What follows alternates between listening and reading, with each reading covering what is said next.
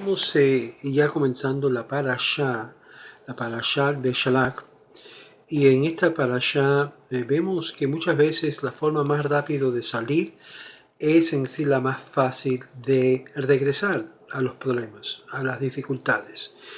Y la parashá comienza con algo tan sencillo como Vayehi Bashalach Paro, Et Ha'am Valo Naham, Elohim Derech Eretz Pilshtim. Ki karov hu ki amar Elohim pen yenachem ha'am briotam.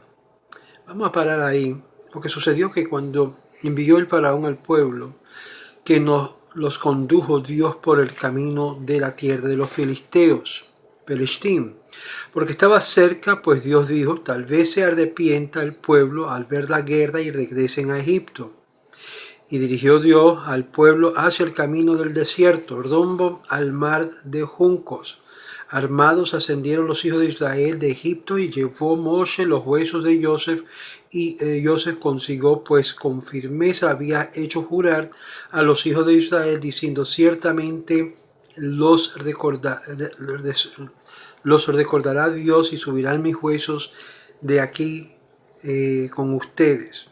La ruta de Eretz Israel, la ruta más rápida y fácil y directa de Egipto a Eretz Israel, es por el noreste y a lo largo de la costa del mar Mediterráneo, que pasa por Filistea en la costa oeste de la Tierra Santa, parte de lo que constituye hoy en la área que se conoce como Gaza. Sin embargo, así como la ruta es más fácil para abandonar Egipto, también habría representado la forma más fácil de regresar allí, dado que los belicosos filisteos ciertamente iban a intentar repeler a los invasores judíos, y Dios sabía que el pueblo se iba desmoralizaría si intentaría volver a Egipto. Para evitar esto, les hizo tomar una ruta indirecta a través del desierto de Sinaí, dirigiéndose hacia el este y luego hacia el norte, para que entraran a Eretz Israel, la tierra de Israel, desde la ribera este del norte hacia el norte, para entrar a Eretz Israel por la ribera que es del río Jordán. De esta forma se alejarían tanto del Egipto, que les había resultado muy difícil, aunque no imposible. Pensar en eventualmente el retorno no era algo fácil, aún hay una prohibición hasta el día de hoy de regresar a Egipto. Aún así, en el desierto hubo instancias en las que los judíos que se quejaron ante Moshe y quisieron retroceder hacia Egipto, si ese retorno hubiera sido algo rápido y sencillo de hacer, no caben las dudas que no habrían intentado. Si bien fueron atacados por el ejército de Amalek, capítulo 17, verso 8, eso no les era motivo a regresar a Egipto, pues los amalequitas o amalecitas no lucharon para proteger su territorio de una posible invasión, como si habría ocurrido con los filisteos. De haber sido así, entonces los judíos amedrentados por los enemigos habrían dicho que con la razón con la cual más seguro era retornar a Egipto. En cambio, los amalecitas, que eran descendientes de Isaú y atacaron a Israel, acicateados por el antiguo y implacable odio que sus antepasados habían sentido por Jacob, y habían seguido hostilizando a los judíos, aunque estos hubieran emprendido la retirada rumbo a Egipto. Además, cuando los amalequitas lanzó su ataque, Israel ya se había adentrado dentro del desierto, que el retorno a Egipto habría resultado un emprendimiento dificultoso. El rabino Hananel, citado por el rabino Bejayei, cita otra razón más por la cual Dios decidió llevarlos por el desierto, y quería que le enfrentarían con circunstancias en las que para poder sobrevivir tendrían que presenciar milagros constantemente.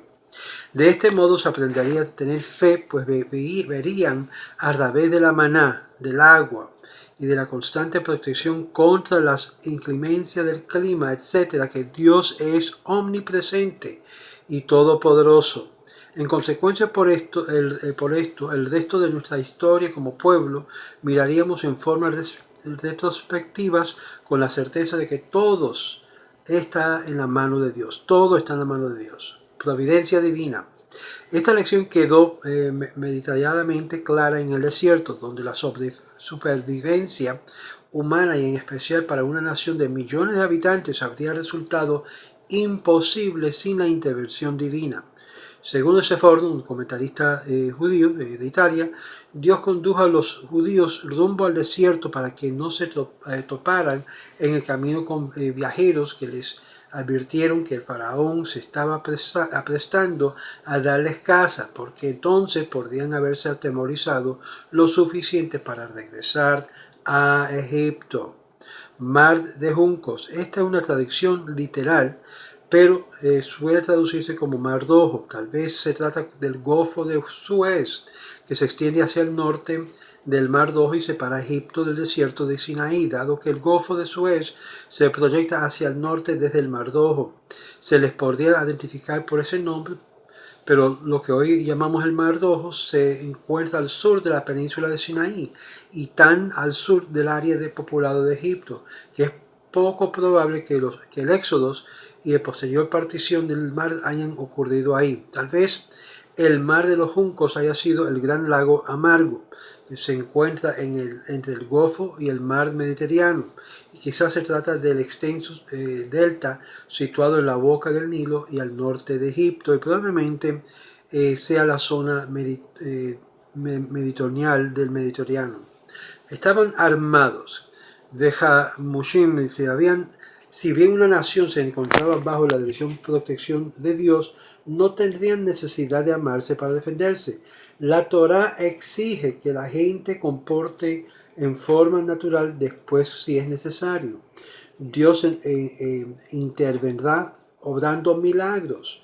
Aunque el pueblo iba armado, no cabe ninguna duda que en un momento, en un eventual enfrentamiento contra los filisteos, habría provocado que los judíos emprenderían un presuroso regreso a Egipto. Las palabras del rabino Hirsch: el espíritu combativo no era lo que les faltaba, más bien el ánimo representaba en su flanco más débil, puesto que aún carecían del empuje necesario para someterse a la voluntad de Dios bajo cualquier circunstancia. Según el Midrash, el término que deriva Homesh, el quinto, dando a entender que solamente una quinta parte de los judíos salió de Egipto. Los demás no estaban preparados para adoptar una nueva forma de vida como el pueblo de Dios y murieron durante la plaga de oscuridad, para que los egipcios no vieran que los judíos perecían a igual que ellos. Y dice el verso 19, Vayikach Moshe, y llevó Moshe consigo. Si bien Joseph quería que entraran en Eretz Israel, no podía pedir que sus hijos y sus hermanos lo hicieran inmediatamente después de su fallecimiento, ya que el faraón no les iba a permitir ir. Por lo tanto, no le quedó otros recursos de que pedirles que los volvieran a inhumar después del éxodo. Génesis 50, verso 25. Sin embargo, Jacob se formuló este pedido en Génesis 47, verso 29 al 30, debido a que Joseph era el virrey y por ello contaba con la autoridad necesaria para hacerlo. El Talmud en Sota 13a interpreta que Moshe fue el único que llevó los restos de Joseph, y el resto del pueblo estaba ocupado pidiendo prestado los objetos de valor de los egipcios, una tentación que Moshe evitó.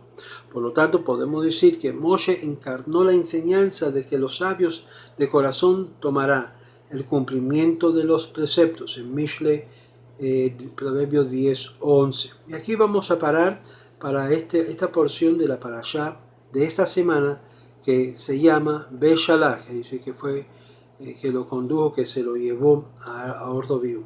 La pregunta que tenemos que hacernos es por qué el Eterno le dio un día más largo al pueblo de Israel a través del desierto en vez de una forma rápida. Vimos una de las razones a las cuales que podían haberle causado desánimos, la guerra y tentación con los filisteos, y habrían de regresar a Egipto.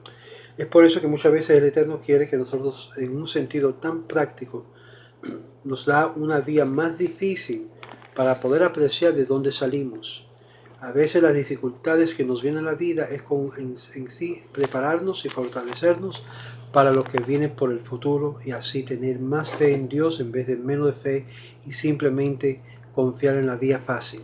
A veces la vía fácil es más fácil de regresar y echar la toalla que la vía difícil. Shalom, shalom, nos veremos en otro video sobre la parashá de Beshalach.